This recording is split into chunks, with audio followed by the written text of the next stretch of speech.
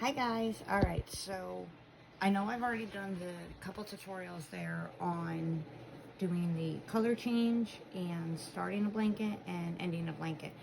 Today I'm going to show you how to do the purl stitch. Those stitches really simple, and it does add a little bit of height and it gives the blanket a nice look to it. So you want to make sure your loops are a good size here. Okay, now whenever you do your stitch, you always do your loop and take your working yarn through the back and do it up. That's not what we're going to do. So, before I go and start my new row here with my color, I'm going to do my side stitch here like normal. Okay? Do that through. Now, instead of bringing this yarn up above so I can take it from behind, I'm going to bring my working yarn this way. So it is in front on my blanket, okay? And then instead, I'm going to take my working yarn and push it through the loop this way, okay? So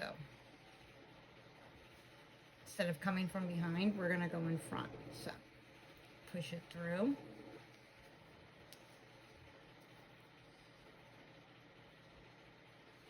Push it through.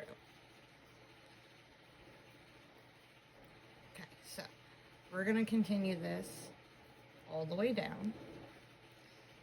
And this purl stitch is really easy to do.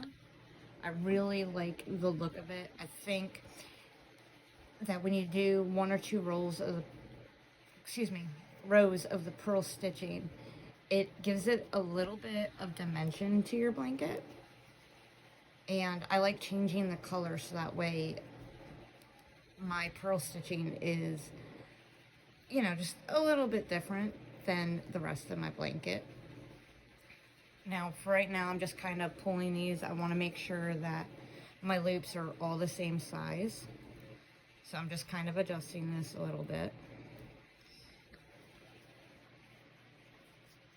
And I adjust sometimes as I go. You can adjust, you know, after you do your row or whatever. I just like to stop every so often and make sure that my loops are the same size, especially when I'm doing this stitch, because I don't want some of them to be too big and some of them to not be, because then it's not going to look right. I noticed too, oops, see, like that. Just made those ones a little too tight. So I'm going to take it apart, and all you got to do is pull the yarn out. And I'm going to fix them.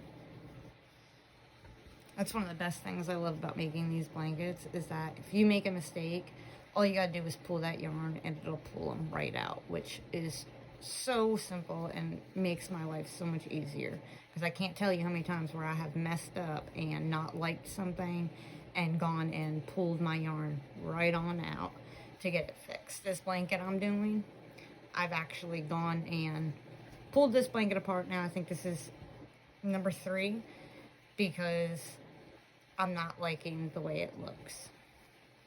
So I'm gonna go ahead and finish this all the way down.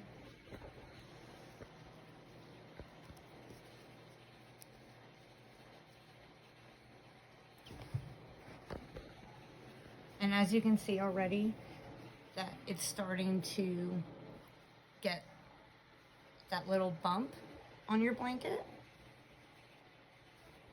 which I think looks really good.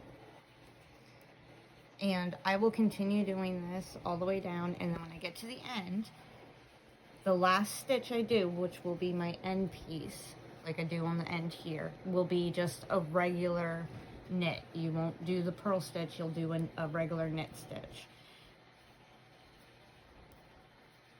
You never want to end with a purl or a different stitch, or any, you know, if you're deciding to do any type of stitching, you always want to end with a regular knit, so it makes the border and the edge of your blanket, it'll sit better together tightly. So I'm going to do that all the way down. And like I said, once I get to this end right here, I will do another normal stitch. And then I will do a second row in these loops of the purl stitching again. And then when I get down to this end, I will change my color and then continue going on with the regular loops. So I hope this helps you guys, and if you guys have any more questions, don't hesitate to reach out and ask me. I have no problem answering or helping, and if there's another video you guys would like to see done, just let me know in the comments, and I'm more than happy to help. Alright, hope everybody has a good night. Bye.